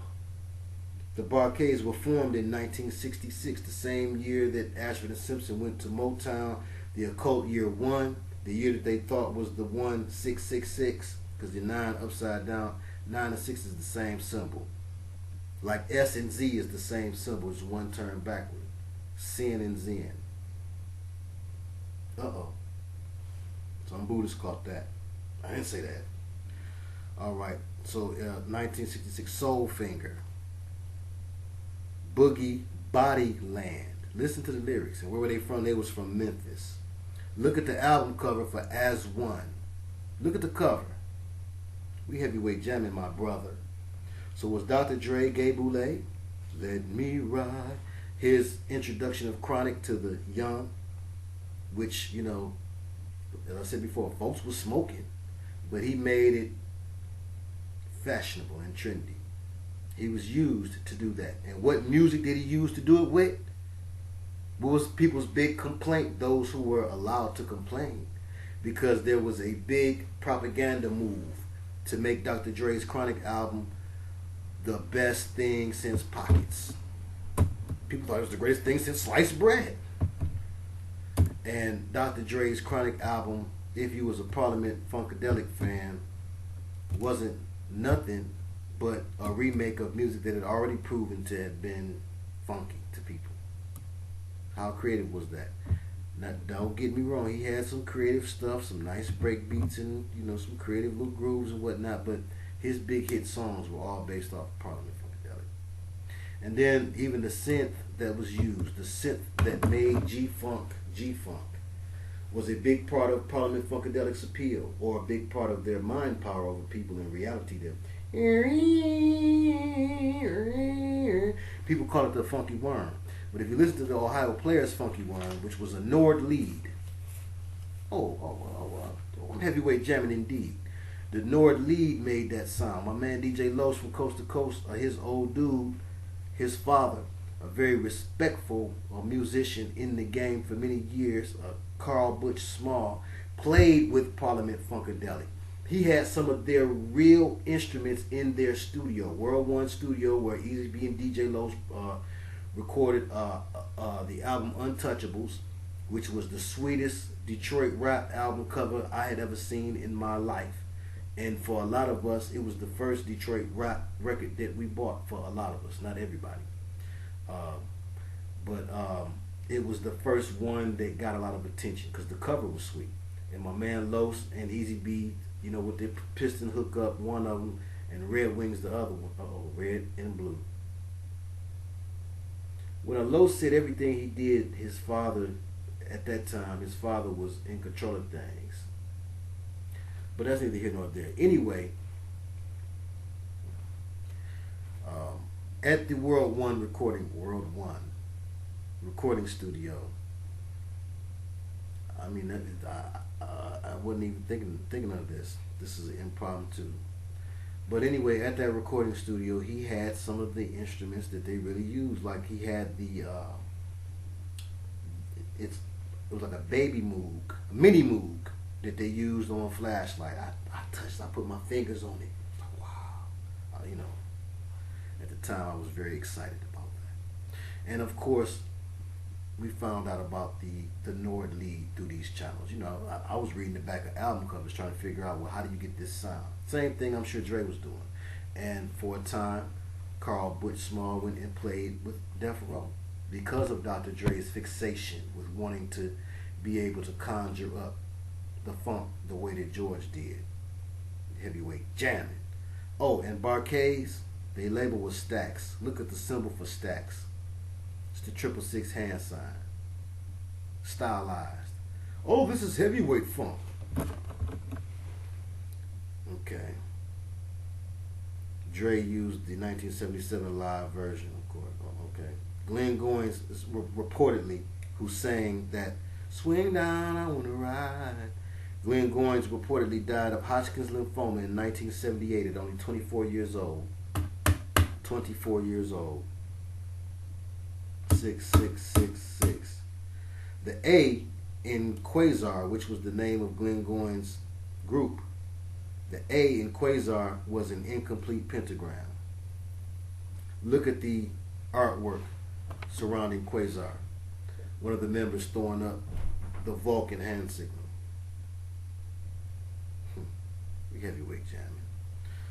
The pentagram covered disco ball on the back of the album, and one of the members giving the Vulcan greeting out on the album. Okay. So again, we said they encourage pro-blackness as long as it's connected to anti-whiteness, and that was another big part of Parliament was the imagery of, you know, black folks in outer space, you know, putting black people in that frame of mind. The Motor Booty affair, all of these sisters with big butts walking trance-like in a line to a mothership.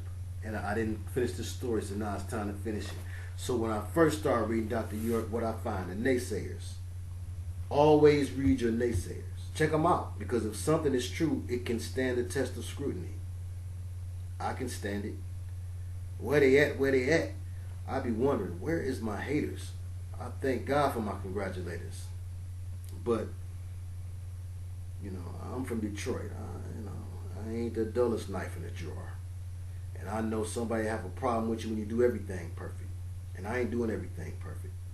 So, you know, I just count it as the grace of the glory of God, and also the fact that His word is true. He says, no weapon formed against me shall prosper, and every tongue that rises up against me shall be condemned. So maybe that's why it's not happening. But there's also a way that the devil knows how to bait you in other ways as well. And so just pray for your boy. But yeah, I first found out some things from some naysayers, and they said that there was a plot. Dr. York's job, this was a dude who had made it up high in the Boule. Yes, there's ranks. There's a secret society too, the AMOM. So he made it to the ancient mystic order of Melchizedek, and he found out some things and fell back, and he released what he said. There's the blue room where Dr. York have to test out your wife. He had to test drive your wife before you can drive her for the night the first time. Right? Wrong. That's true though. But it's wrong. There's two left shoes though.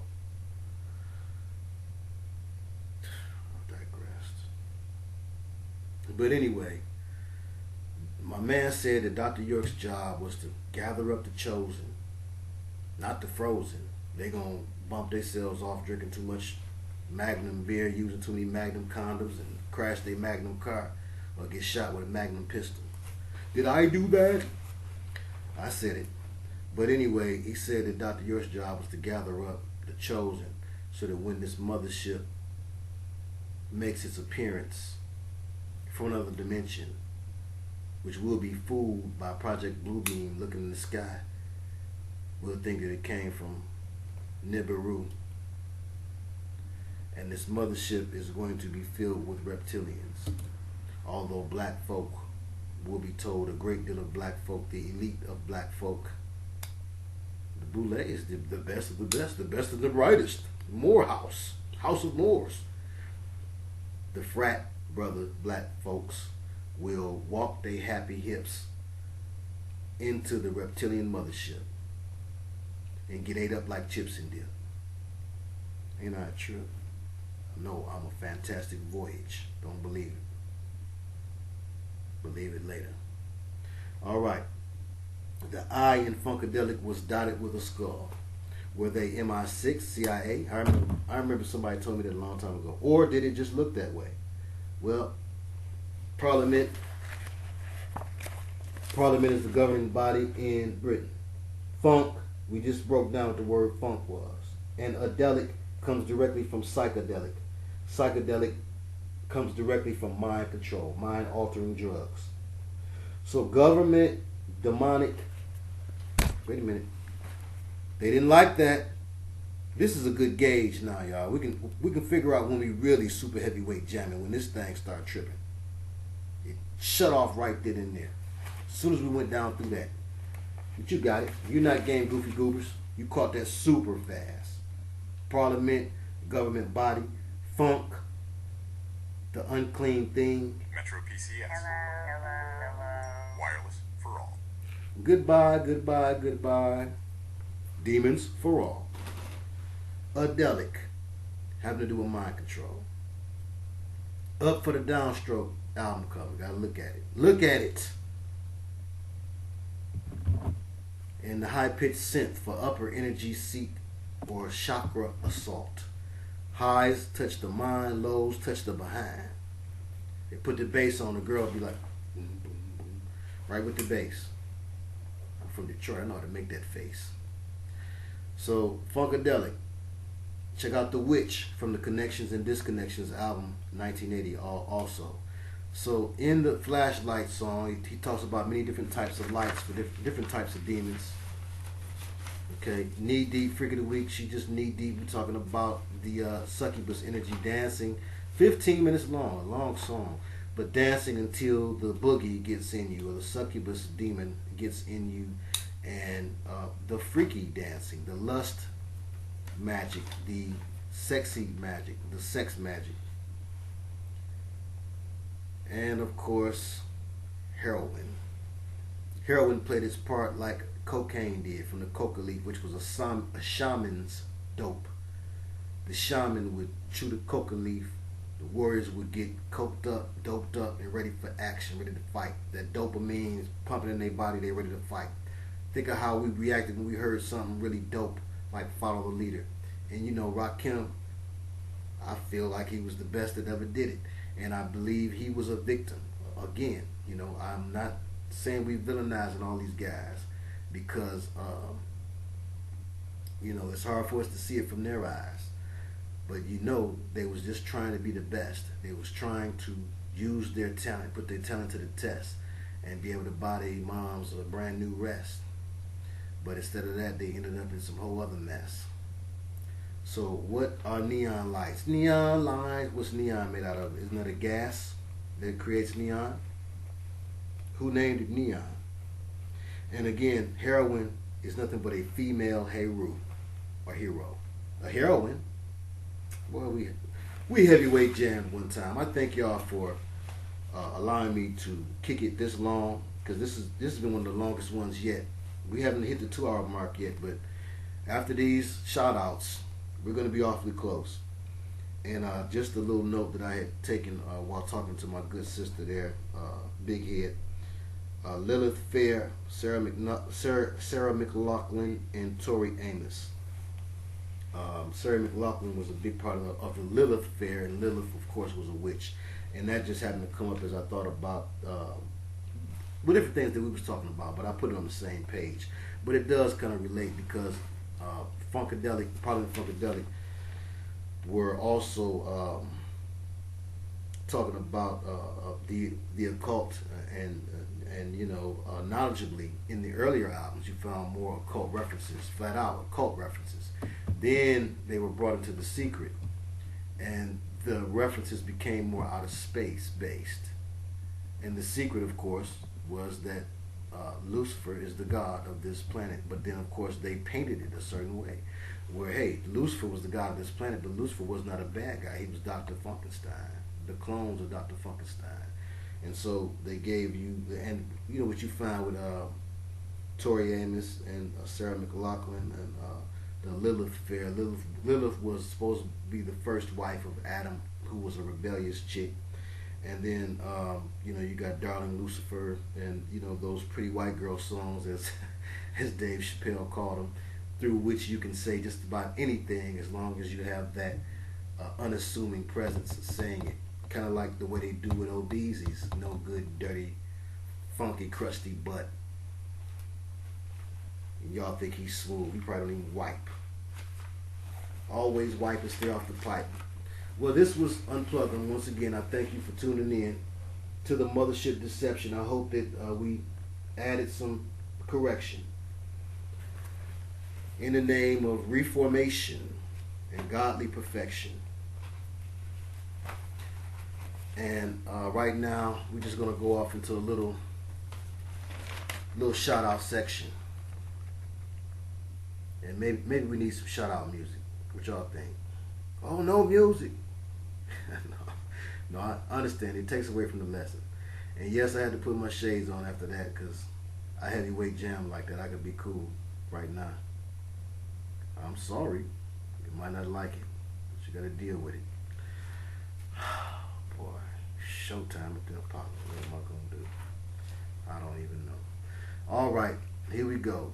So first off, of course, my man Milwaukee Pudge, who gave me the nudge to go ahead and drop this, right? So I did. Can't forget Kingdom Kid, Detroit's finest, TruBrown from True Town. We're going to change the name of this town from Motown to what? True Town. What's up? To my main man, Shotty Mite, Benny Blanco, Brett, B-Dub. To the prophetess Miss Mice, my good sister, who always is supporting and big upping what we're doing here at 8 Temple of the True Yahshua.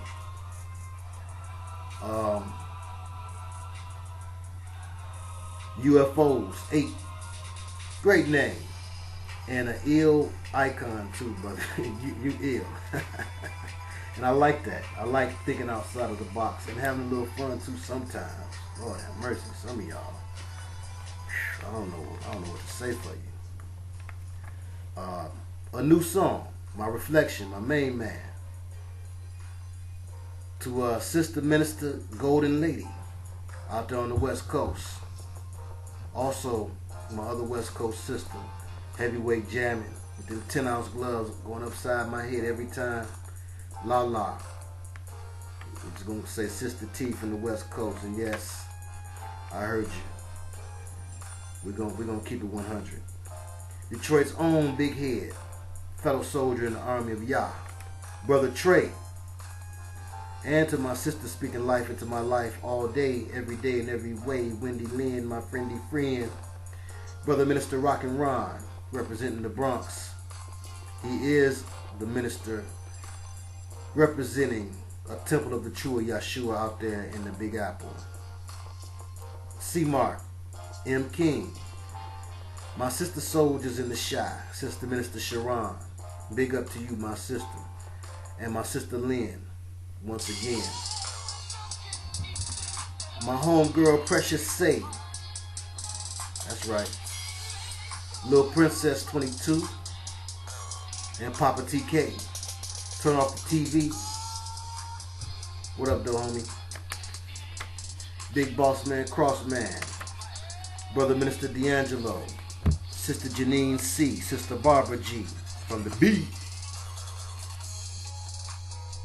Jupiter Rock, Brother Marcel G. Shalom to you, man of God. My beautiful sister Tony C. The BDS producers, my brown homies, Sister Amente, Brother J. Devon, Sister L. Pope, my man Cartier Craig, in the place to stay, Dixie Grin again and again and again, my man 50 grand, Sister Yoshika,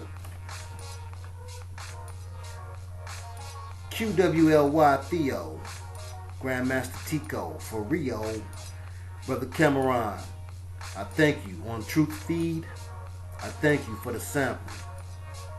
You know, I'm with it. I'm with the sample. You know, let everybody know what you're doing.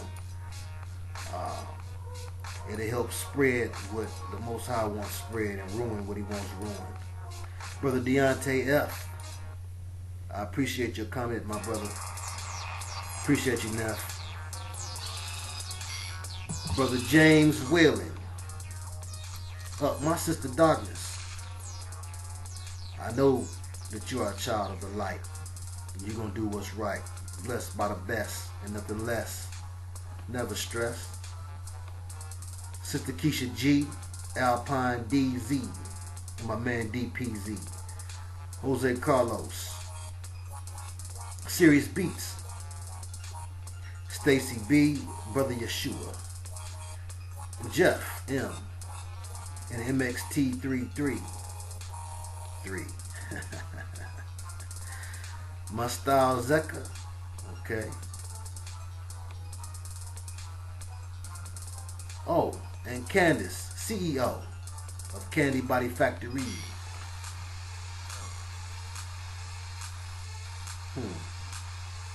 Okay. Kingdom Kid keeping me in prayer like you did. DJ Digital. Homeboy, holla at me. Sister Leah H.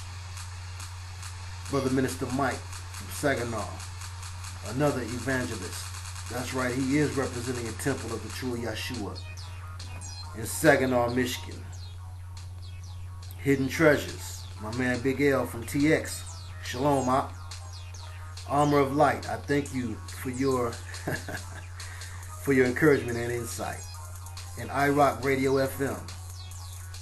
Sister Lois and Brother James. Sister Brittany S. And I believe I've done my best. And I haven't forgotten the rest. Charge it to my head and not my heart. Be blessed. Shalom. Unplugem representing Detroit City.